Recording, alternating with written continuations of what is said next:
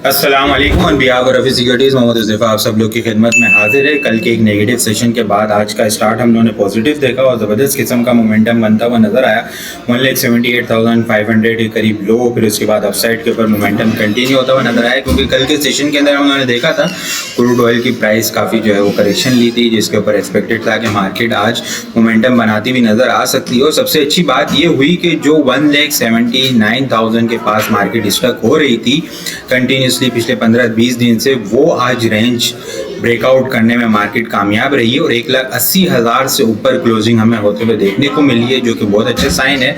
2,931 points net basis के ऊपर market ने गेन किए हैं। वॉल्यूम लीडर की अगर हम बात करें, TSBL, सेरेफेरिस, WTL, एनर्जी, BOP और यूनिटी बहुत ज़बरदस्त किस्म की परफॉर्मेंस कल के सेशन के अंदर डिस्कस किया था, कैप लगते हुए देखने को मिला। अल्हम्दुलिल्लाह टॉप फंड्स कंट्रीब्यूटर देखें तो HBL, सेरेफेरिस 311 पॉइंट्स के करीब HBL ने गेन किए हैं, UBL 269, मिजान बैंक 268, एंग्रो होल्डिंग 240, FFC 205 और MCB 160 पॉइंट और लकी 133 पॉइंट्स गेन करते हुए हमें नजर आए। इंडेक्स की कैंडल की अगर हम बात करें तो बुलिश कैंडल हमें बनते हुए देखने को मिली है, वॉल्यूम भी हमें इंक्रीज होते हुए नजर आए हैं।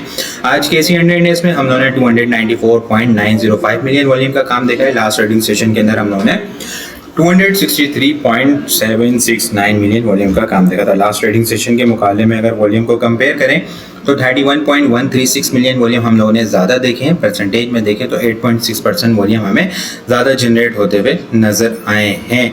जो इंडेक्स कंटिन्यूसली ब्रेकडाउन हुआ था ट्रेंड लाइन का 179 से नीचे, मल्टीपल टाइम इंडेक्स ने जो है यहाँ से रिजेक्शन ली।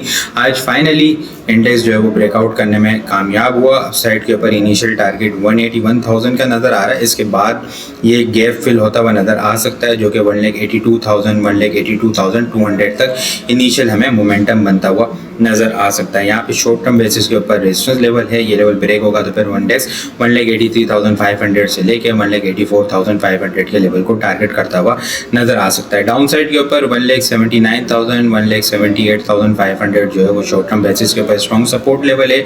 इन केस के क्रूड ऑयल की प्राइस अगर यहाँ से दोबारा से रिवर्स होती है और मार्केट प्रेशर लेती है तो 1,78,500 का हमारा जो है वो स्टॉप लॉस होगा। ये अगर ब्रेक होता है तो फिर मार्केट जो है वो दोबारा से करेक्शन फेज के अंदर, वही एक्यूमुलेशन फेज के अंदर हमें आती हुई नज़र आ सकती है। फिलहाल इंशाल्लाह ब्रेकआउट हुआ है, अपसाइड के ऊपर मोमेंटम बनता हुआ नज़र आ सकता है। आइटम को देख लेते हैं, जिन आइटम्स के अंदर अच्छा मोमेंटम बनता हुआ नज़र आ सकता है उसमें हेडलिंग देखते हैं। डबल बॉटम की फॉर्मेशन है, बुलिश डाइवर्जेंस है, काफ़ी अच्छी सपोर्ट लेवल है। 130 125 की जो रेंज थी वहाँ पे भी रिकमेंड किया था, अब जो है वो दोबारा से मोमेंटम बनाता हुआ नज़र आ रहा है एक्यूमुलेट होने के बाद।